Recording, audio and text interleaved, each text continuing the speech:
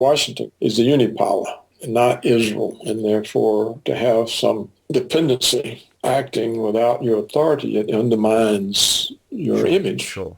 And you say that in this piece that you say that actually they want to take the focus off Iran so that they can put their resources most fully on what they're saying is the greatest threat, which is Russia and China. Right. Yeah. They have to do that now. You see, we've probably talked about the Wolfowitz Doctrine before, haven't we, Julian? Yeah, we did. Mm-hmm. And it says that the primary goal of American foreign policy is to prevent the rise of any other country that could serve as a constraint on Washington's hegemony. Clearly, that's Russia and China, not Iran. And so if they've got Iran surrounded, I think they had at one time 42 military bases around Iran. They had several fleets in the Persian Gulf. That's a huge commitment to Iran when you've got the Islamic State running wild, China coming on strong, you've got Putin's Russia rising. You know, the neocons were distracted for a decade in the Middle East with all of their wars that didn't work out right. And they weren't paying any attention. They thought it would take China 50 years. And they thought that Putin would continue the subservience of Yeltsin. But when Putin said, no, you don't attack Syria. No, you don't bomb Iran. Then they realized, hey, my goodness, here's a real constraint. We've got to do something about it. And that's when they started in on the Ukraine.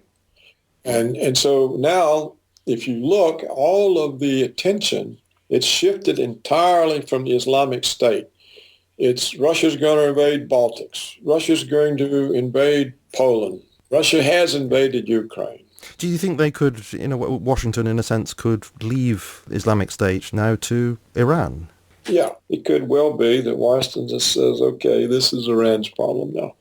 It's a better use of our time and energy to leave that for Iran. And furthermore, how are we going to pivot to Asia and have 60% of our fleet bottling up the Chinese if we got to have 3 fleets in the Persian Gulf? So the whole thing is to free up the resources, to free up the time, the energy, the news focus, and to put it on Russia.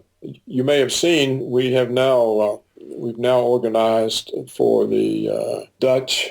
The Dutch are one of them. Poland, I think it is. The Dutch and the Polish are now going to create a propaganda agency that translates Washington's propaganda into Russian. It beams it into Russia and into the Russian-speaking populations in Eastern Europe. You know, there are a lot of Russians there because it was a long time part of the Soviet Union.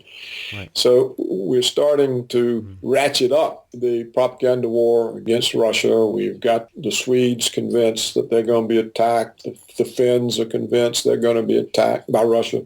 The whole thing is ratcheting up, and you can see the focus is now on demonizing Russia.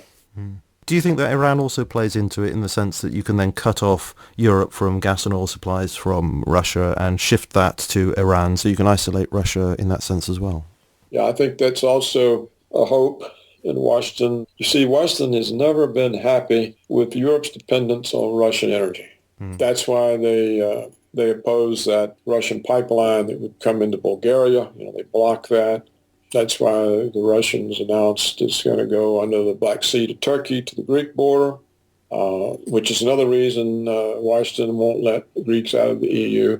So if they can figure out how to get a pipeline from Iran to Europe, then this is really good for Washington because they can get an alternative source of energy into Europe that removes the threat that the economic relations with Russia will be too strong on Europe and that Europe will gradually move away from American positions because of its energy dependence.